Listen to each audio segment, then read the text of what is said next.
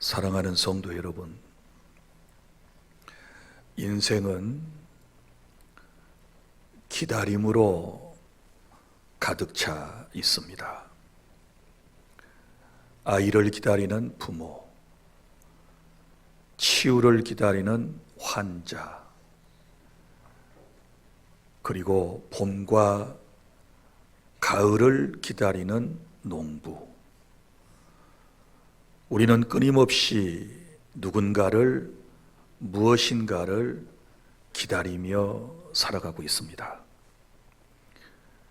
그런데 이 기다림 속에서 가장 중요한 질문은 이것입니다. 나는 누구를 기다리고 있는가? 나는 무엇을 기다리고 있는가? 그것은 나에게 어떤 의미가 있는가? 라고 하는 질문을 해보아야 할 것입니다. 오늘은 여러분이 잘 아시는 대로 종려주일입니다. 예수님께서 예루살렘에 입성하신 날입니다. 사람들은 종려나무 가지를 흔들며 외쳤습니다. 호산나, 주의 이름으로 오시는 왕이여, 왕이라고 연호했습니다. 그분을 향해서 큰 소리로 왕이시여 어서 오시옵소서 그렇게 외쳤습니다. 그러나 이 군중들은 자신들이 왕으로 모시고 싶어 했던 그분이 어떤 분인지를 제대로 알아보지를 못했습니다. 예수님은 어쩌면 십자가의 왕으로 오셨습니다. 예수님은 고난의 왕으로 오셨습니다. 그리고 뿐만 아니라 예수님은 하나님 나라의 왕으로 오신 것입니다. 그렇다면 우리는 또 이 질문 앞에 서야 합니다. 나는 예수님을 어떤 왕으로 맞이하고 있는가? 첫째, 예수님은 하나님 나라를 이루시기 위해 왕으로 오셨습니다. 여러분, 예수님의 예루살렘 입성은 단순한 행진이 아닙니다. 그분은 왕으로 오신 것입니다. 그러나 그 왕은 세상 사람들이 생각하는 그런 왕들과는 달랐습니다. 대부분의 왕들은 나라를 세울 때 힘으로 세웁니다. 군사력으로 세웁니다. 그러나 우리 예수님께서는 십자가로 하나님의 나라를 세우기 위해서 이 땅에 오셨습니다. 사랑하는 성도 여러분, 하나님의 나라는 어디서 시작이 됩니까? 하나님의 나라는 건물에서 시작되지 않습니다. 어떤 정권의 변화로 시작되지 않습니다. 하나님의 나라라고 하는 것은 죄사함을 받은 한 사람 한 사람의 마음에서부터 시작된다는 사실을 믿으시기를 바랍니다. 오늘 예수님께서 나귀를 타고 예루살렘에 입성하실 때 사람들이 환호했다고 했지 않았습니까? 그런데 그들이 환호한 목적은 어디 있습니까? 그들은 예수님이 진실로 로마를 무너뜨릴 소위 정치적인 왕국을 세우는 왕으로 그들은 환영을 한 것입니다. 그러나 예수님은 하나님 아버지의 뜻을 따라서 죄인을 살리기 위한 영적인 나라를 세우기 위하여 이 세상에 오심을 믿으시기를 바랍니다. 눈에 보이지 않는 하나님께서 통치하시는 그런 나라, 그런 왕국을 세우기 위해서 오늘 예수님께서 나귀를 타고 예루살렘에 입성하셨습니다. 사랑하는 성도 여러분, 이 하나님의 나라는 지금도 우리 안에서 역사가 시작되고 있습니다. 예수님이 나의 왕이 되실 때 하나님의 나라는 가정에, 교회에, 이 사회에 임하게 된다라고 하는 사실을 믿으시기를 바랍니다. 그래서 오늘 종료주일 아침에 우리가 분명히 알아야 할 것은 하나님 나라 왕으로 하나님 나라를 세우시기 위해서 예수님께서 오신 주일이다. 그 다음에 둘째, 종료주일에 예루살렘 성의 입성은 이번 주 금요일 십자가를 향한 길이었습니다. 여러분, 예수님은 삭개오를 여리고서 만나고 난 이후에 베다니를 지나서 감람산을 넘으셨습니다. 그리고 그곳에서 나귀 새끼를 타고 예루살렘으로 입성하신 것입니다. 감람산은 예루살렘보다 약 90m 정도 높은 곳에 있습니다. 나귀를 타고 예루살렘 성에 입성하시면서 그 성의 모습을 주님은 보셨을 겁니다.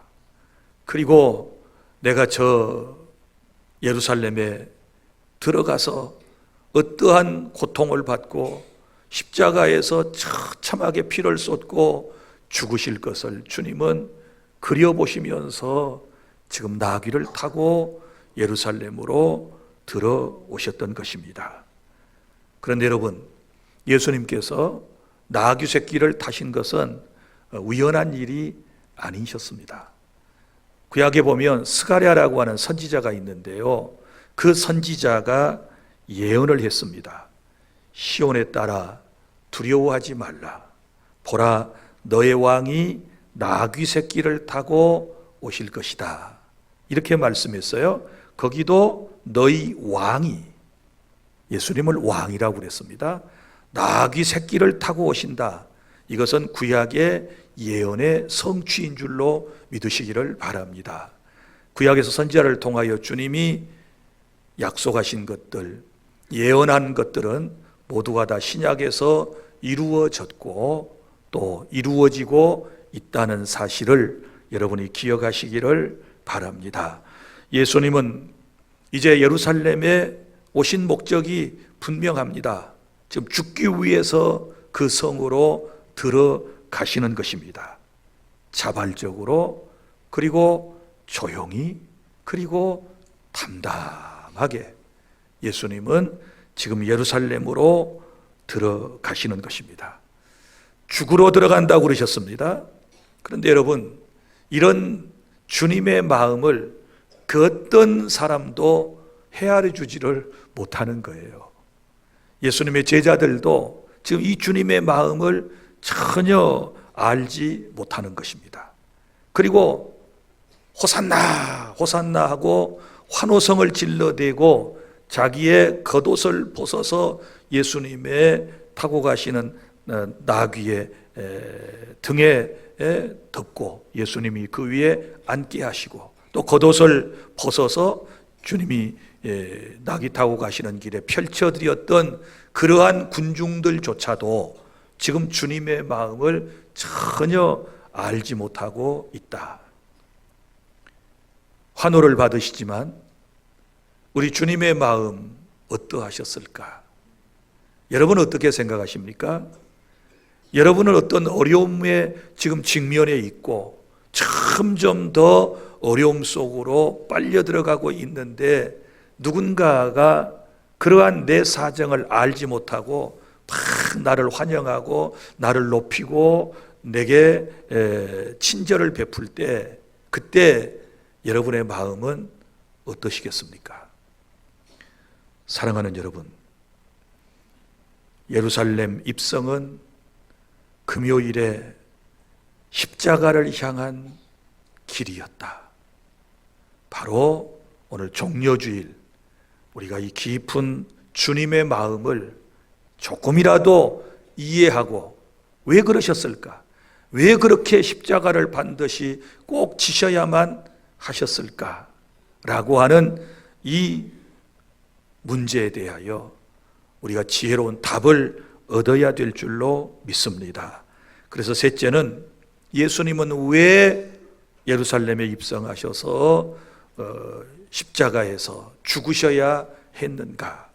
예수님께서 죽으셔야 했던 이유, 우리는 그 답을 잘 알고 있습니다. 우리를 구원하기 위해서 예수님께서 십자가에서 피를 쏟고 죽으셨다. 너무 잘 알아요. 그러나 여러분, 우리는 이것을 우리의 마음속에 깊이 믿음으로 이 사실을 받아들이는 것이 중요한 것이지요. 자, 주님이 죽으신 이유는 단 하나뿐입니다. 그것은 바로 인간의 죄 때문입니다. 우리의 죄 때문에 예수님께서 십자가에서 피를 쏟고 죽으셨다. 로마서 3장 13절 모든 사람이 죄를 범하였음에 하나님의 영광에 이르지 못하였다.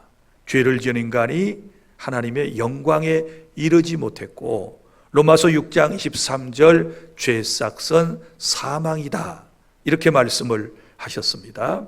그러니까 인간이 범죄하고 난 이후에 낙원을 상실하고 인간은 불행의 나락에 떨어지게 된 것이고, 그리고 마지막으로는 그 죄값으로 인간은 형벌을 받아 지옥에 가게 되는 거죠. 죽음이라고 하는 것을 맛보게 된 것 아니겠습니까? 그래서 우리는 모두가 다 죄인이에요. 죄 없는 사람은 하나도 없어요. 의인은 없나니 하나도 없다. 이렇게 주님이 말씀하셨잖아요. 그래서 죄인된 우리가 감히 거룩하신 하나님 앞에 설 수 없는 존재예요. 자, 그런데 구약에서는 하나님께서 임시적인 방편을 말씀해 주셨어요. 죄인인 인간이 하나님 앞에 설 수 있는 방법, 그것은 제사 제도였습니다.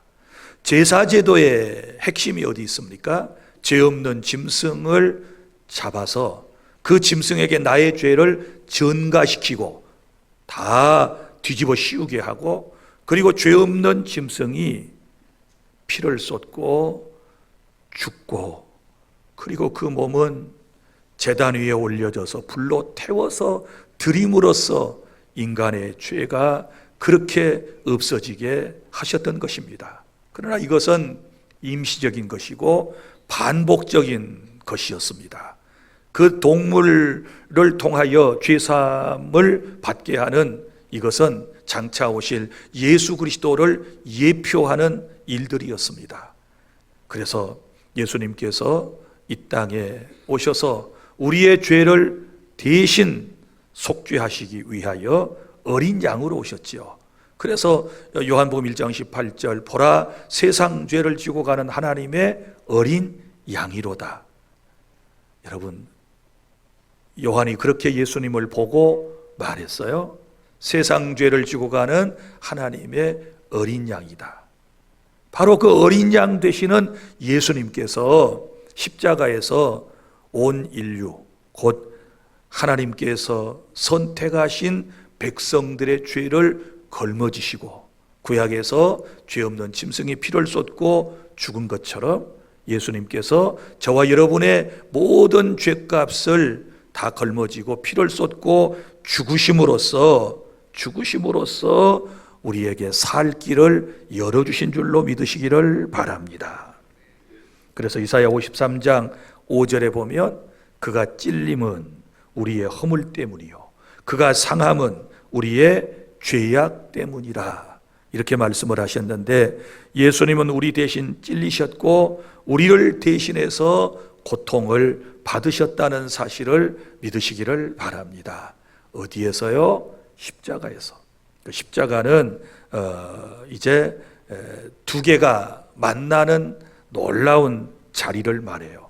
하나는 하나님의 공의, 하나님의 공의, 또 하나는 하나님의 사랑이 만난 자리를 십자가라고 그런 거예요. 그리고 공의는 뭐예요? 우리가 하나님을 공의롭다, 공의로우시다 라고 할 때는 하나님이 말씀하신 법령은 변개함이 없어요. 그러니까 죄의 싹선 사망, 그래서 그 죄값으로 인간이 다 죽잖아요. 죄를 지었지 고통을 받아야 돼. 이거는 변함이 없어요. 그렇지 않습니까? 이걸 하나님의 공의로우심이라고 그래요. 공의로우신 하나님, 법대로 모든 것을 정확하게 진행해 나가시는 하나님. 그래서 인간의 죄값을 반드시 치러야 하는 것은 이건 공의예요. 공의. 그러면 내가 죽어야 할 죄인이잖아요. 내가 죽어야 할 죄인이에요. 이건 변개가 안 돼요. 그런데 예수님께서 나의 죄를 대신 다 걸머지시고 대신 죽으심으로써 우리의 죄를 용서하셨다. 이걸 대속적 죽음이다. 이렇게 말해요. 그러니까 십자가는 바로 이런 공의를 이루시기 위해서 반드시 십자가의 죽음은 필요한 것이었다라고 하는 것이고, 그 다음에 또 하나는 사랑이에요. 사랑. 하나님을 공의의 하나님, 사랑의 하나님 이렇게 말씀을 하시는데, 우리 사랑의 하나님께서는 저와 여러분을 사랑하셔서 독생자 예수 그리스도를 이 땅에 보내셨고, 그 예수님은 우리를 사랑하셔서 십자가에서 피를 쏟고 죽으셨다. 이 사실을 믿습니까? 만약에 이 하나님의 사랑, 이것이 없었다면 우리는 여전히 죽음 가운데 있었을 것입니다. 그런데 예수님은 우리를 사랑하셔서 십자가에서 피를 쏟고 죽으셨다. 하나님이 나를 사랑하신 증거가 뭡니까? 사람들이 많이 따져요. 로마서 5장 8절에 보면 그리스도께서 나를 위하여 십자가에 죽어주신 사건이 나를 사랑한다는 가장 큰 놀라운 일이다. 할렐루야. 이보다 더 큰 은총이 어디에 있겠습니까? 예수님이 왜 죽으셔야 했다고요? 나의 죄 때문에. 나를 살리시기 위하여. 어디에서요? 십자가에서. 그래서 십자가는 천국 문을 여는 열쇠가 되는 겁니다. 천국 문을 여는 그 열쇠를 우리에게 주시기 위해서 하나님의 공의와 하나님의 사랑이 만나는 그 십자가를 우리에게 주신 거예요. 그래서 십자가를 이해하고 십자가를 믿는 사람들에게는 누구에게든지 구원의 은총이 주어져서 천국의 문이 활짝 열려지는 그런 은혜가 있게 된다는 사실을 믿으시기를 바랍니다. 넷째, 그런데 사람들은 다른 왕을 원했습니다. 다른 왕을 원했다. 자, 처음에 사람들이 예수님을 향하여 호산나 이스라엘의 왕이여 큰 소리로 외쳐댔습니다. 그들의 손에는 종려나무 가지가 들려 있었습니다. 그들의 입에는 노래가 담겨져 있었습니다.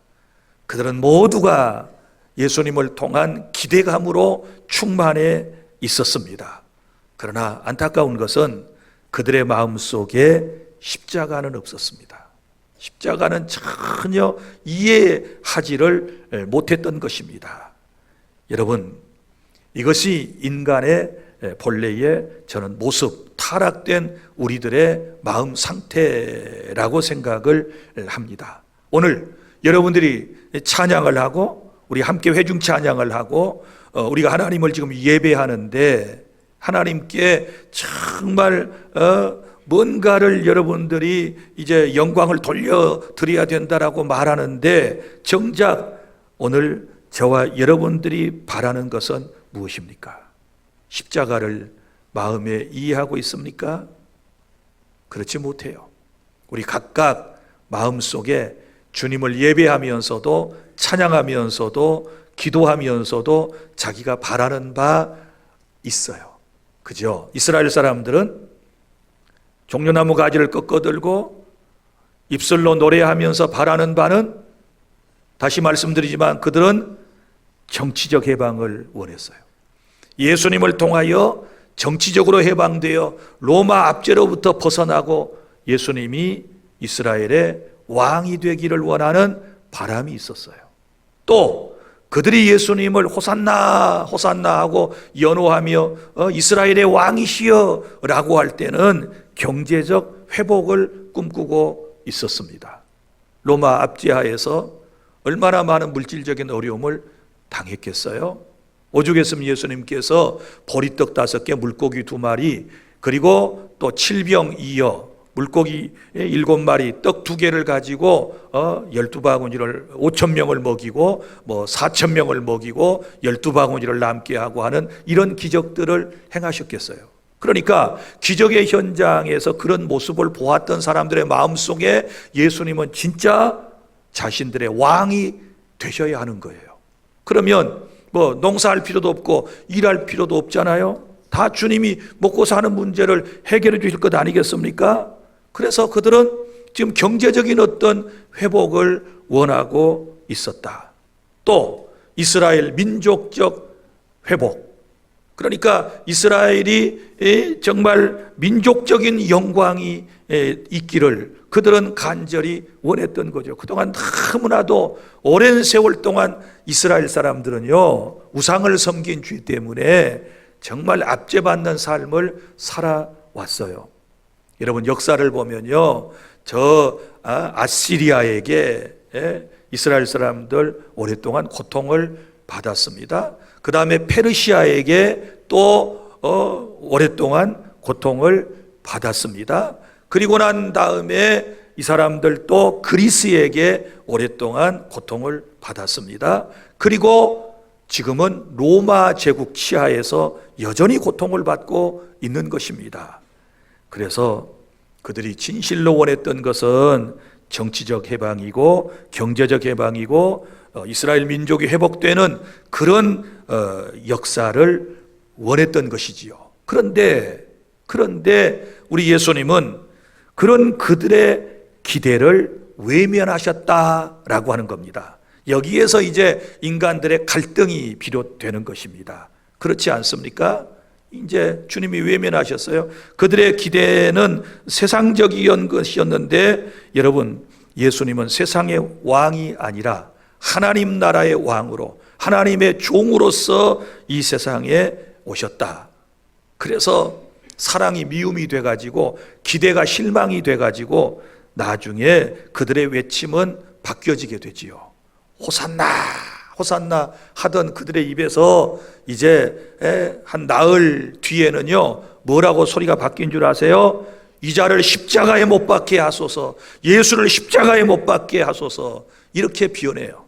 그러니까 민중이라고 하는 것은 마음을 믿을 수가 없는 거예요. 사람의 마음은 믿을 수가 없는 거예요. 예수님은 그들의 외침을 다 들으셨어요. 그때 얼마나 마음이 아프셨을까? 얼마나 마음이 아프셨을까? 생각해 보셨나요? 지금 저 군중 가운데는 자기를 십자가에 골고다에서 못 박으라고 아우성을 치는, 그리고 자기가 십자가를 지고 골고다까지 올라가실 때 침을 뱉고 막 하는 사람들이 있잖아요. 돌을 던지면서 저주를 막 퍼부어대는 사람들이 있었어요. 그 사람들이 누군가요? 유대인이에요. 3년 반 동안 예수님이 하셨던 기적을 보았던 사람이고 거기 떡도 먹은 사람이 있을 거예요. 그 가운데 예수님을 통하여 병을 치료받은 사람도 있었을 거예요.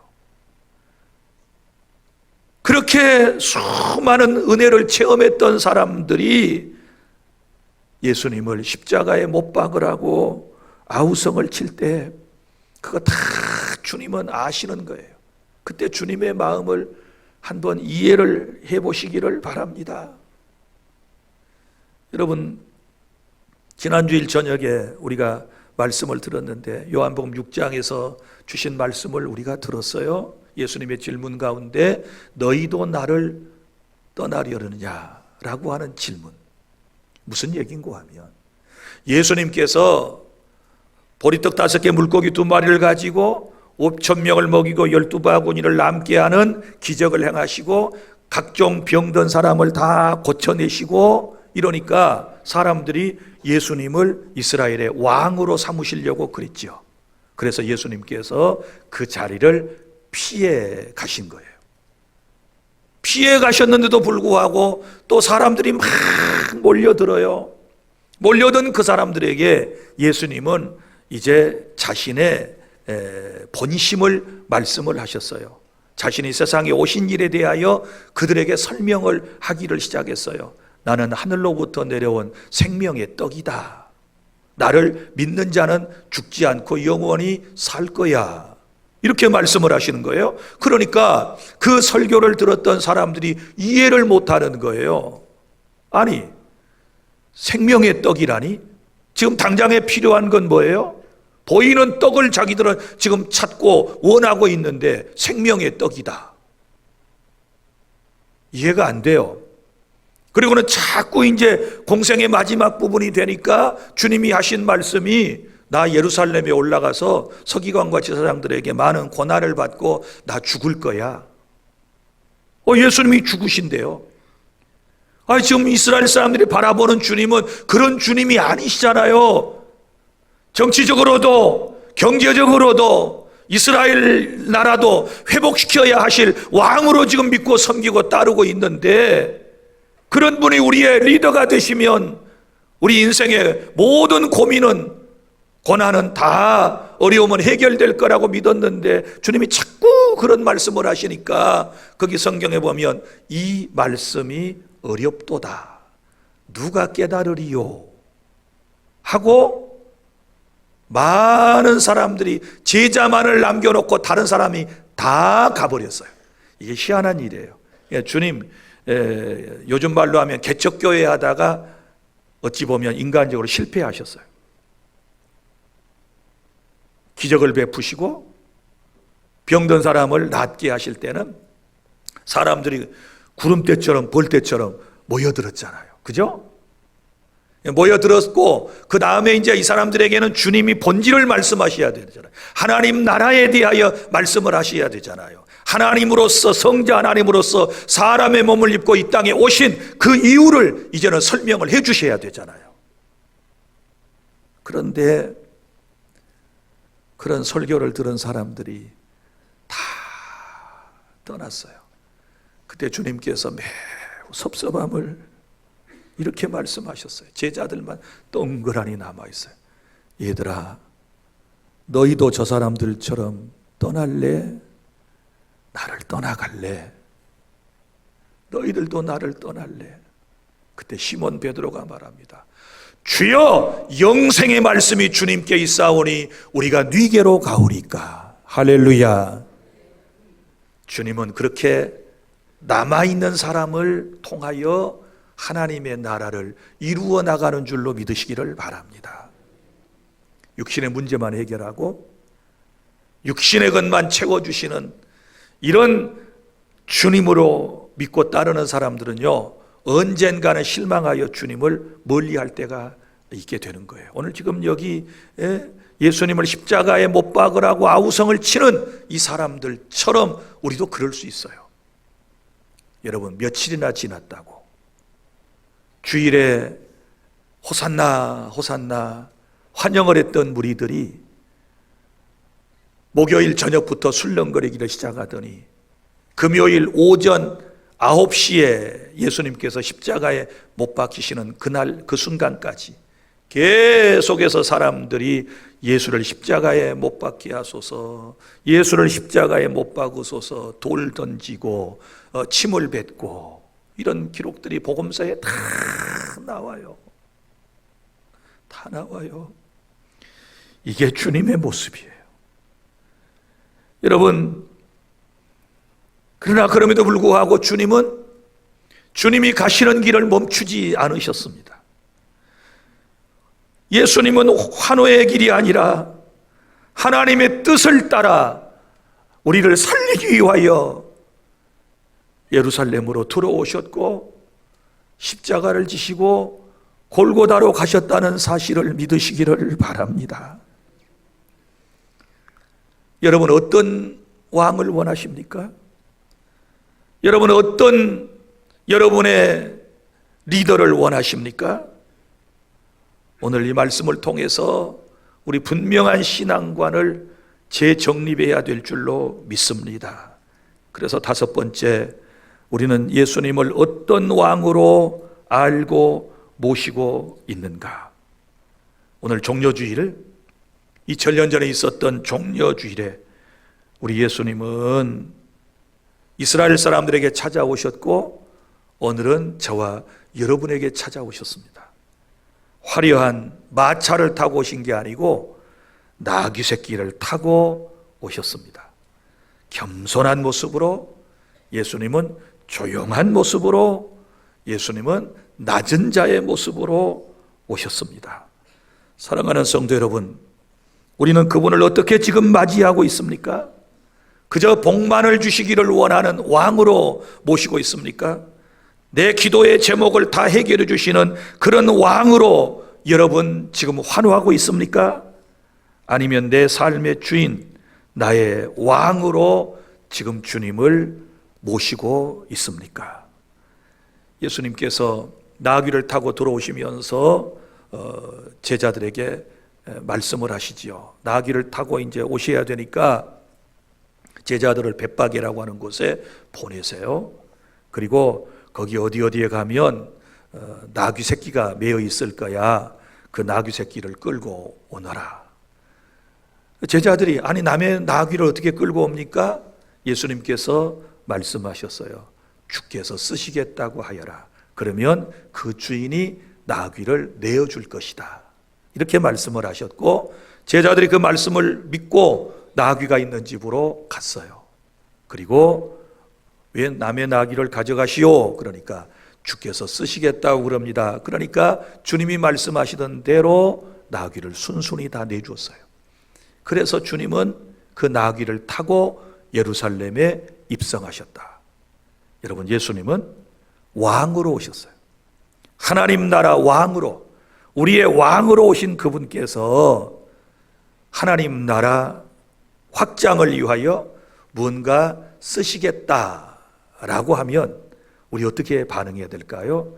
주께서 쓰시겠다라고 말했을 때 여기 나귀의 주인들 그랬잖아요. 이 나귀의 주인들이 그렇게 하십시오 하고 기꺼이 내어드린 것처럼 저와 여러분도 마찬가지입니다.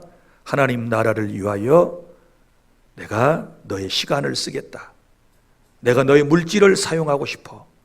너의 자녀와 너의 건강을 주께서 쓰시겠다. 이렇게 말씀을 하시면 우리는 기꺼이 드릴 준비가 되어 있어야 될 줄로 믿습니다. 왜냐하면 우리는 내 것이 아니기 때문에 그래요. 그렇지 않습니까? 다 주님의 것이에요. 주님께서 핏값을 주고 우리를 사셨다는 사실을 기억하시기를 바랍니다. 그래서 예수님은 우리의 일부가 아니라 전체의 주인이 되기를 원하신다. 그래서 우리는 그분 앞에 무릎 꿇고 이런 고백이 필요한 거예요. 주님, 나의 왕이 되셔서 내 삶을 다스려 주십시오. 믿습니까?